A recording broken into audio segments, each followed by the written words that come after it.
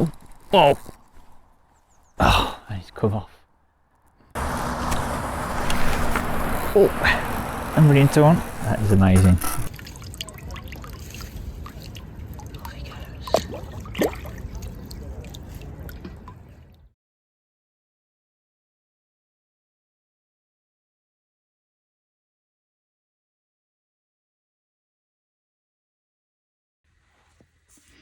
Hi all, I just wanted to do a quick video on this Nash Mystery Box that I bought last night. The way these work is you pay £50 for the box, and the items within it are worth £100 value. The reason I actually bought this last night at Brace Fishing was there was a special event on with Alan Blair from Nash Tackle there, and he'd put a prototype scope rod in one of the boxes, and there was 20 altogether, so there's a 1 in 20 chance of getting one of the ones with the rod in. So that was the extra kind of thing that prompted me to buy a box. In my box, unfortunately, there wasn't the rod, but never mind. The actual items I've got, I'm pretty pleased with, to be honest. I think all of them will come in handy.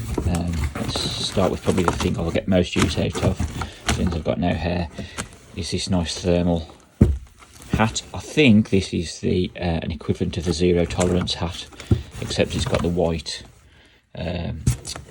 snowflake logo on and the kind of red and white pom-pom for Christmas. It's got a little Nash logo for Carp wearing the Santa hat there. That actually does come off with the Velcro, the same as the ZT patch does. Can't get it off while I'm holding my phone, but yeah, it's thermal lined. It's really cosy. I've been wearing that all morning just in the office. So I think that's about, I think there's a zero tolerance version of that. It's £16, but I can't see the Christmas one available anywhere. Very Christmas socks. These aren't thermal lined, unfortunately, so they are just normal socks. But again, I think they're the equivalent to the zero tolerance socks, which retail at £13, I think, or £14. I've not checked the price or anything else. The only reason I've looked for those is because I just wanted to find out the specs of these socks, really, so whether they're waterproof or whether they're thermal or whatever. But it does say they keep you warm based on the kind of the materials that they're made up of, but I'll have to try them out for real. We've got the obligatory pop-ups. I've got loads of pop-ups already. I haven't got white citrus though, I've got pink citrus at the moment, I think, on my current ones. So you know, they may be the ones that prompt a bite that other pop-ups haven't, but up to now I've always done better on bottom baits rather than pop-ups, but that might be just my style of fishing. Apart from that, we've got a tube of PVA mesh, narrow so it can be used with maggots, boilie crumb pellets and micro pellets.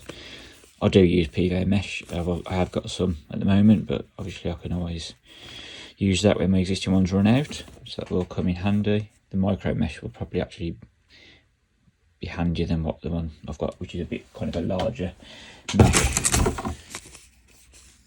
Zig screws, they will come in handy as well, actually, because they could just be threaded straight on the back of a hook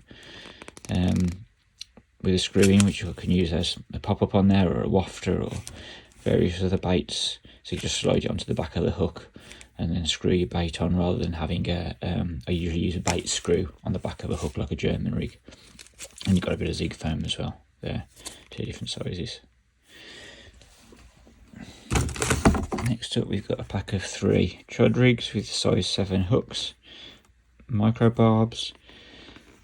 Again, something I've not used before is a chud rig. I think probably most people have, but I tend to just use a standard heli rig with just a normal hook length and a hook tied to the end.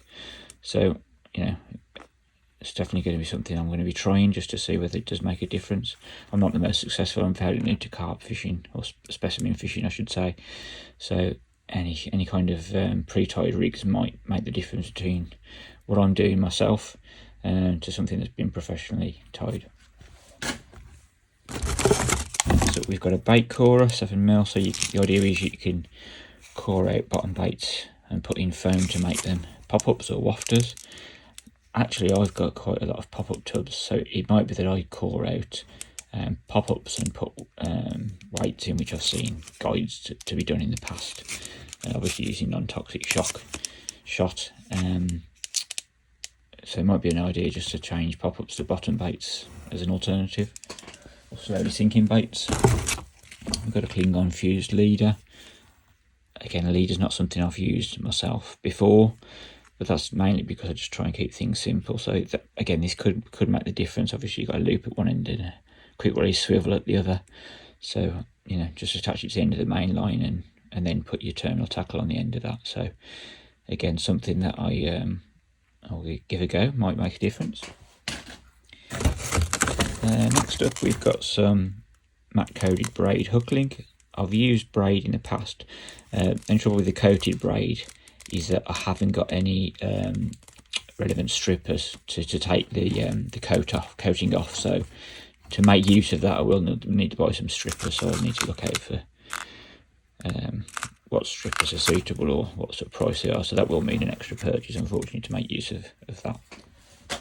Next up, we've got some balancing foam, which again, obviously off the back of the using the bait corer, I could put some foam inside some solid baits if I wanted to. Probably won't get used. Like I said, I've got lots of pop-ups already, but I could turn some of the successful bottom baits, like the krill boilies and sticky baits that I use, into kind of wafters or semi-floating, slow sinking baits. You know, may improve things. Pack of size 5 chod claw micro barbs. They're going to come in handy at some point. And then the last was some fang gyros. So these are hooks which have got little swivels connected to. So just had a little bit of movement into the end of the terminal tackle. Again, something I've not purchased before, so it'd be interesting to try these out with a pop-up or a wafter. So it just gives you a bit extra more movement at the end of the tackle there. That's everything. That's in my mystery box. I don't think there's anything hidden in there. But yeah, I've not checked out the prices of all the rest. It does say it's over £100 worth of value, so you know, I'm quite pleased with all that. I would have been super pleased if I got the prototype scope rod in there as well, which is what prompted me to buy it. But I think I'm going to get use out of what's in there. So I don't know what other contents are in the other boxes. I guess they're all going to be pretty similar kind of products, but I think, you know, the vast majority out of there I wouldn't necessarily have gone out to buy, but I'm definitely going to make use of them. Thanks for watching. Hope to catch you on the bank sometime soon. Cheers. Bye.